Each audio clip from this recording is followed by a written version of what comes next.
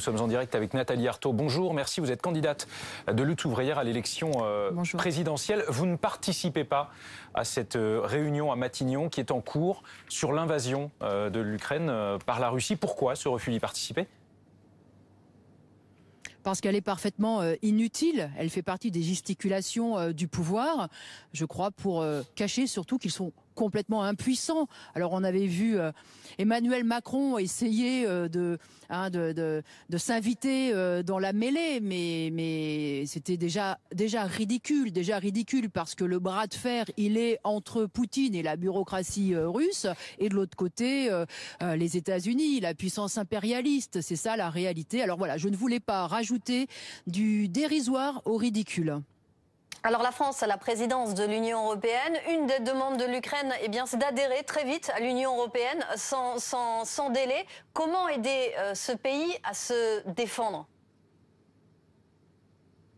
Alors d'abord, je tiens quand même à dire que un autre point qui a justifié ma non-présence à cette invitation, c'est aussi parce que je ne partage pas la position de la plupart des candidats et du gouvernement aujourd'hui, parce que aujourd'hui tout le monde insiste sur le fait que voilà, c'est Poutine qui est le seul et unique agresseur. Alors moi je pense en effet qu'il a une responsabilité écrasante, et je dénonce l'invasion de l'Ukraine par Poutine, qui provoque cette guerre fratricide. C'est une évidence, mais en même temps, je veux absolument souligner la responsabilité des puissances impérialistes, de l'OTAN, des États-Unis, et puis finalement de la France dans cette affaire-là. Donc moi, si vous voyez, ma ligne de conduite, c'est justement de ne pas faire confiance dans ce gouvernement, pas faire confiance dans ces puissances occidentales que vous évoquez, qui sont celles à vos yeux des États-Unis, de l'Union européenne dans cette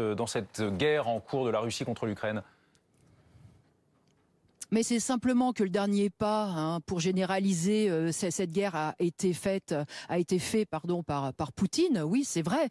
Et encore une fois, je le dénonce. Mais cette guerre, elle n'a pas commencé jeudi dernier. Ce n'est pas vrai. C'est depuis 2014 qu'elle existe dans le Donbass. Il y a déjà eu 15 000 morts. Et en réalité, ça fait des décennies et des décennies que les grandes puissances impérialistes exercent une pression militaire sur la Russie en avançant avec des bases militaires qui ceinturent désormais la Russie. Quel positionnement la France, l'Union européenne et les États-Unis doivent adopter ? Est-ce que, en clair, on laisse l'Ukraine, les Ukrainiens se faire massacrer par les Russes ?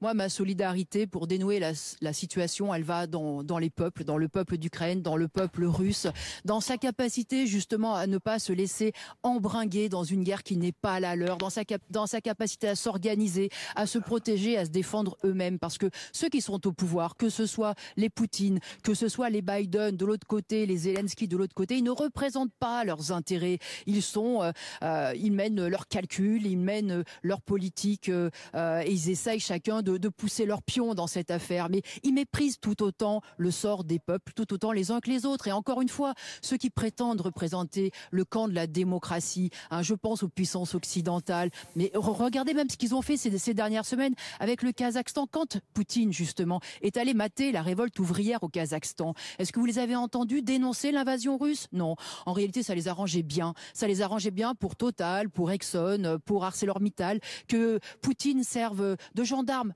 dans cette région.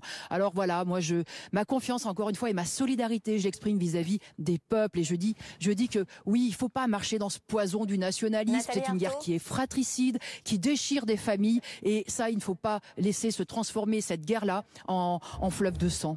Vous dites votre solidarité va au peuple. Aujourd'hui, on évoque 500 000 personnes, 500 000 Ukrainiens qui ont dû quitter leur pays, qui n'ont plus rien. Qu'est-ce qu'on fait pour eux ?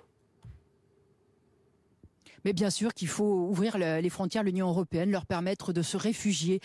Et là, je tiens aussi à souligner qu'il faut permettre à tous les réfugiés de passer la frontière. Ce que j'ai vu avec le refoulement de réfugiés africains à la frontière de la Pologne est littéralement révoltant, et je tiens d'ailleurs à le dénoncer. Il faut permettre à toutes ces femmes et ces hommes qui essayent de sauver leur peau et de trouver un endroit où ils peuvent être en sécurité, il faut leur permettre effectivement d'entrer dans l'Union européenne et donc de trouver un refuge.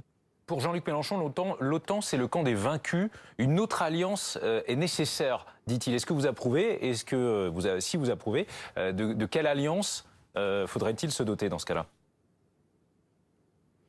Moi, je ne raisonne pas du tout comme Jean-Luc Mélenchon sur ce terrain-là. Pour moi, la seule alliance qui peut compter, c'est l'alliance des peuples par en bas. L'alliance de tous ceux qui, justement, ne sont pas aveuglés par les rivalités économiques, par les calculs de grande puissance. C'est forcément les alliances des travailleurs de tous les pays. Et moi, je suis touchée de voir aujourd'hui qu'en Russie, il y a des manifestations contre la guerre, qu'il y a des petites gens, des travailleurs, des ouvriers qui s'élèvent contre cette politique de Poutine. Voilà, c'est ce qui me touche. Et moi, ce que j'espère, voir naître, c'est une alliance des peuples qui s'organiserait par eux-mêmes, par en bas, ce qui permettrait d'échapper à ce système mais de rivalité. On est condamné avec ce système capitaliste aux rivalités et aux guerres. Donc moi, ce que j'espère, c'est que les peuples se lèveront pour le contester et le renverser, ce système. Merci Nathalie Arthaud d'avoir été en direct avec nous.